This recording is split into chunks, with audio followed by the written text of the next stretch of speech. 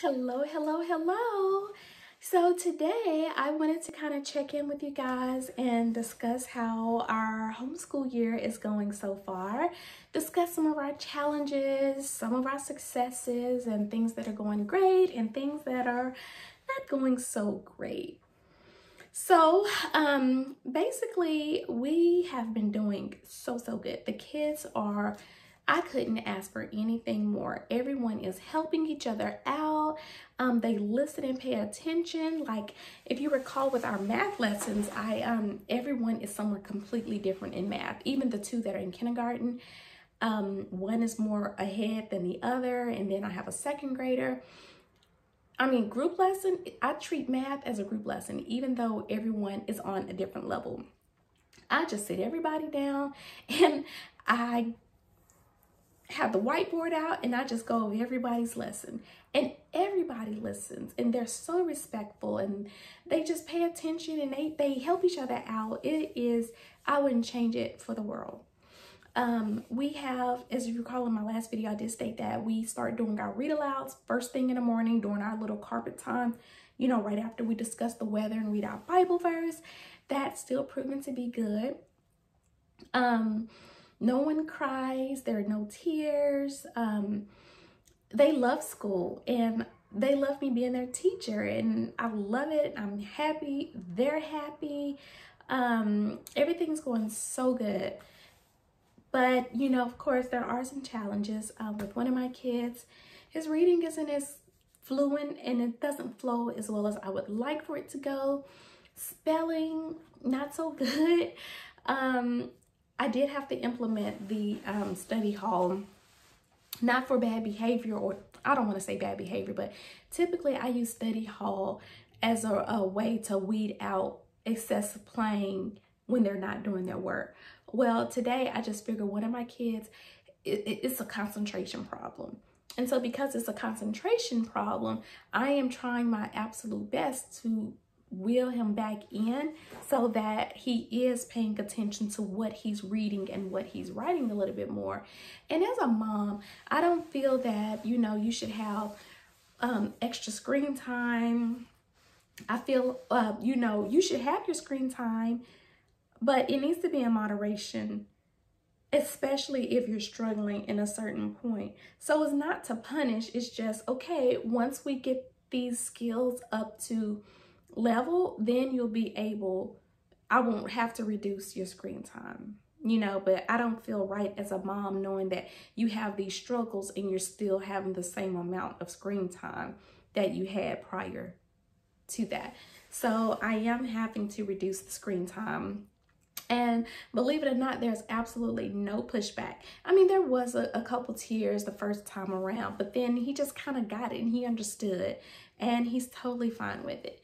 In addition to reducing the screen time to get these two skills up, because when I say there's a struggle, there is a struggle. And in the beginning, I wasn't worried about it. But as the school year is progressing on, we're heading to our second semester. So it's like, we need to get these skills. And I'm going to do it by any means necessary while you're still enjoying yourself and having a good time. So one thing that we both found that helps is not to put down reading or spelling when there are no school days. So what I think, so on the weekends, even when we're on break, we just take some time to read a couple books, practice spelling words, and that's it. So as I stated, there's no attitude behind it. There's no ill will, no ill intention, because I'm like, you're going to do whatever it is you want to do, but business first. So like I said, I don't feel good as a mom allowing him all this, extra free time when there's certain things that he needs to work on. And that's just how it goes.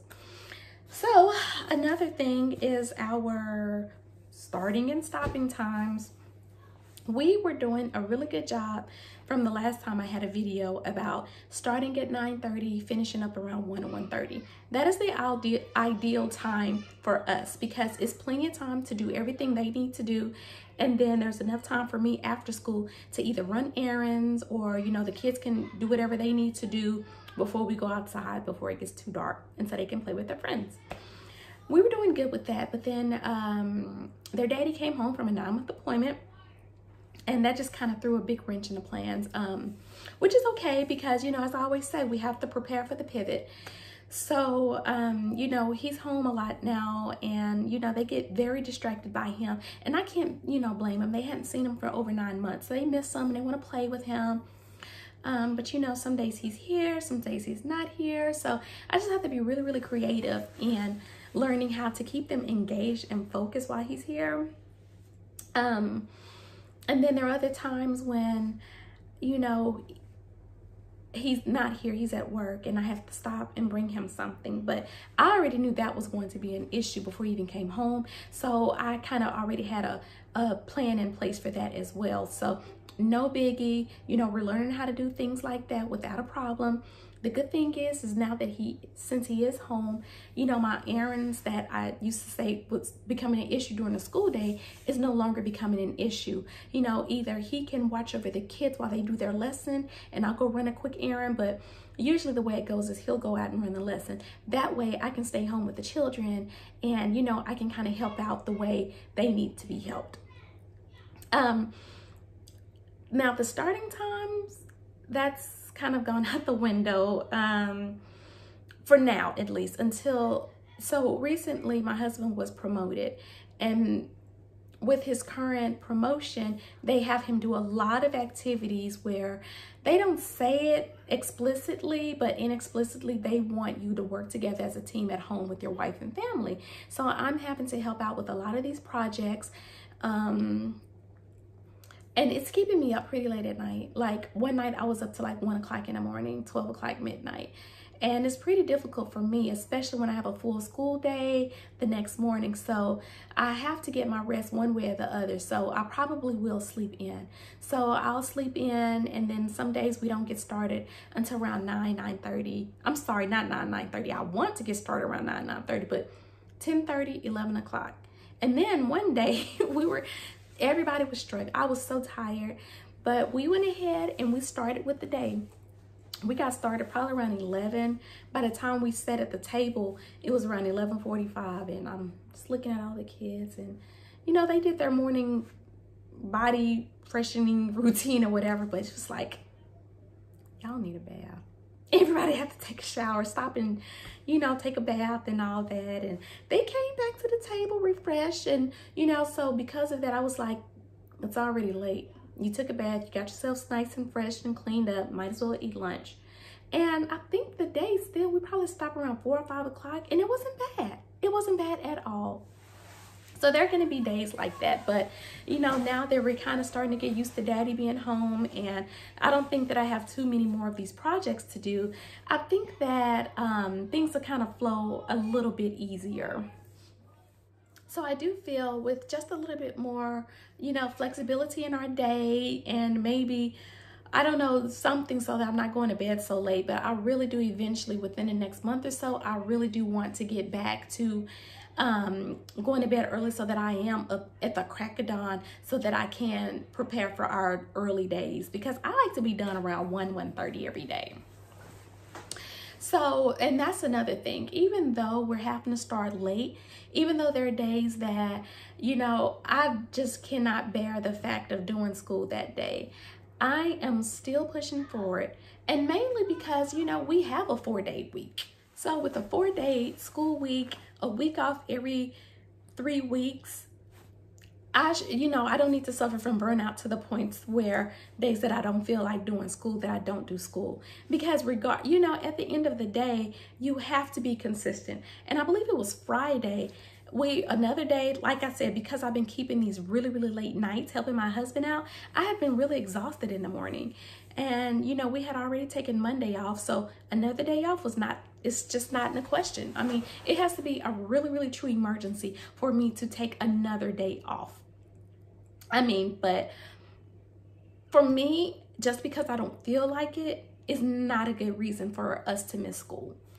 And it's tempting, especially when the kids cuddle up and you're like, oh, Mom, can we please miss today? And it was so tempting, but no. I think Friday we got started around 10:30, And you know what? It was kind of hard the first 30, 40 minutes maybe.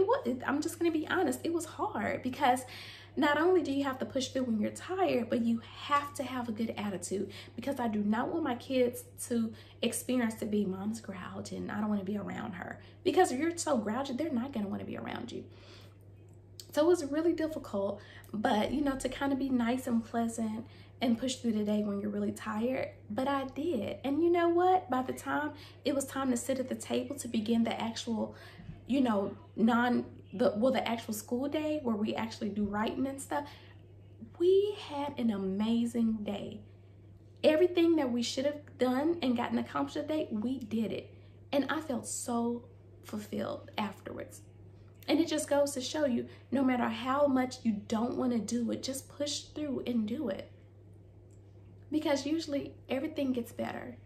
And then I want to show my children some consistency. I know a lot of people feel, you know, this is homeschool. That's the whole purpose of homeschool, is to be flexible, which I agree, because my husband doesn't understand our varying school day times. But, you know, like I told him, hey, we're homeschool, we're flexible. But I still feel I can teach my children a valuable and important lesson. If I say we have 4-day weeks, we have 4-day weeks. We're only taking 1 day off. We're not taking 2, we're not taking 3, because you just don't feel like it. Because reality is, in life, there's going to be moments where you have to push through. There's no ifs, ands, or buts about it. And Friday, it just showed me that. So now, whenever I think about not wanting to do school, or I cannot do this, I can't manage this day, and maybe we should just take another day off. Whenever I get to those moments, I'm going to always reflect back on the days that I pushed myself and it ended up being a very, very good day. Nothing like it. So that's something, you know, I know a lot of us feel like, oh, we're taking multiple days off. And like, I understand there's sometimes you can't avoid it. But when you get to a point to where, you know, maybe it's just, you just don't feel like it. When you get to those moments, that's when I feel like, you know, try to dig a little deeper. Just give it a chance. You know, like I said, I didn't immediately start school and instantly was like, oh, this is a great day. No, it wasn't like that. It's like I said, 30, 40 minutes after the carpet time is when the day just progressed. And it just got better and better and better. And then when I saw that, I didn't say, let's just stop for the day. Let's just stop here. When I saw that we did every single thing that I had planned out for them to do, it was just so good. And next thing I know, it was time to be done for the day. It was time to clean up. The school day was over. Can't beat that. Nothing in the world beats that feeling. So yeah, so one thing I have to say is just try to be a little more consistent. You don't want to, you know, give kids the idea that if they don't feel like it, they just don't have to. You know, emergencies, yes, and there are times where it may not be good to have school, but just try it and see how it goes for you. So today we're going to see illuminations, which is like a big Christmas light display at a park here in town. We're gonna leave here probably at 4 o'clock.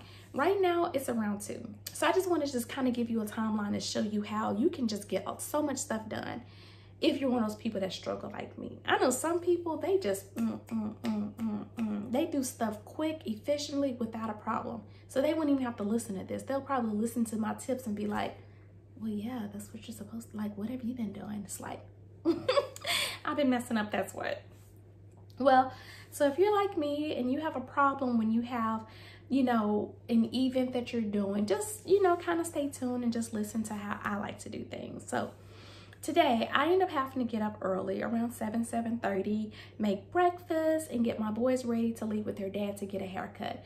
So here, getting a haircut, it takes a while because of social distancing. Not too many people can be inside of the barbershop. So they were probably gone for a little bit over an hour, hour and a half. So me and Kelsey stayed home. I set her up. Well, I did her nails and toes, of course. And then I set her up with some little arts and crafts, you know, little things she likes to do. And then I started cooking dinner. I was gonna make a big roast, but that's one thing I've learned, that like, always have some food prepared. Like, I didn't really wanna go out to eat tonight because, you know, my kids, they're still kind of with Japanese foods. It's like, nah, I don't want it. What is that? I don't want to deal with that. So my plan was to make enough, what I call Leonard. Make enough in a pot to eat before we go. And if someone's hungry, they can have some more when they come back home. I also have some smothered pork chops that I made last night. We still have some of that left over, so they can, you know, choose whatever they want. So I was gonna make the roast, but that was just too much prep work for me. Like, I love roast, I love how it makes leftovers, but the fact that the cleanup is insane, the prep time is insane. I didn't want to deal with that when I had so much that I wanted to get accomplished today. So I just made spaghetti, a big thing of spaghetti. I was able to keep the kitchen clean while doing it. I cleaned the dishwasher. I put up dishes that were in the dish rack, so I don't even have to worry with it. Last night, Kelsey painted, and she got paint all over the floor. So I went ahead and mopped that up today. I cleaned the bathrooms, and I did 2 loads of laundry. I was also able to go to the post office once my husband and boys came back from the barbershop. So, and now I'm filming this video, and it's like almost 2:30. So I'm doing pretty good because I'm meeting my friend. We're gonna leave around 4 o'clock. So I'm gonna be able to fold up the clothes. I don't need to wash anymore. I can save the last 2 loads for tomorrow if need be. But like I said, the food's already prepared. I mean, just because when I come back, where we're going, it's this big part and there's a lot of walking involved. I know I'm gonna be tired. So I have some things to help my husband with. And then I'm gonna like write out tomorrow's schedule, which is gonna be super, super easy. You know, probably wrap a couple gifts. And then I'm gonna be done, you know. And I don't like right now, if I were to like lay it around this morning and took it easy, that was gonna ultimately bite me in the butt. You know, even though spaghetti can be easy and fast and everything, if you wait to the last minute, sometimes trying to hurry up, it doesn't come out as good in my opinion. And I hate rushing for time. You know, I want to be early. I would rather have more time before 4 o'clock than it to be 3:50 and I'm rushing. As you see, I already did my makeup, so I just have to kind of freshen it up and throw on a sweater because I'm dressed, the boys are dressed. All I really have to do right now is just feed everybody before we go, do Kelsey's hair, and get her clothes on. Now, I was able to iron Jerry's clothes for tomorrow, so I just need to iron the other 3's clothes, and that's it. So I'm going to have it really, really easy when we come back.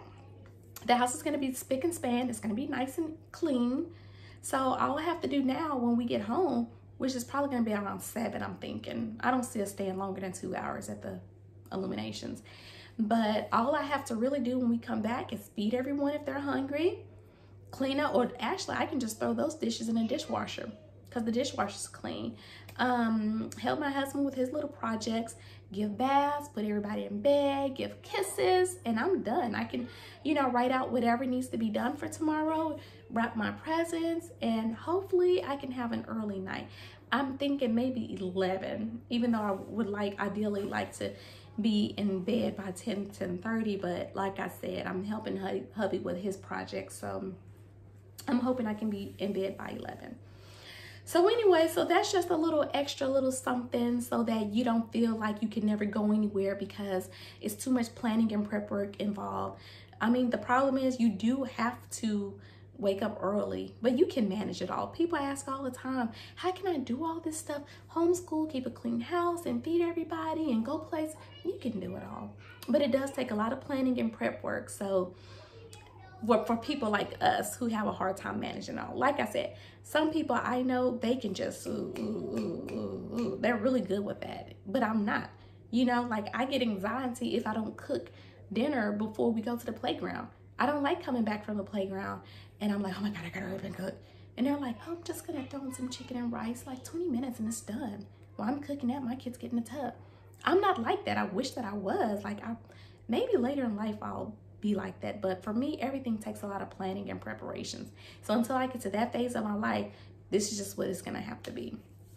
So with that being said, I hope everybody's homeschool year is being productive. I hope that you're getting the most out of it and that everybody's always excited when it's time for your school to start. I hope your Christmas break is going well.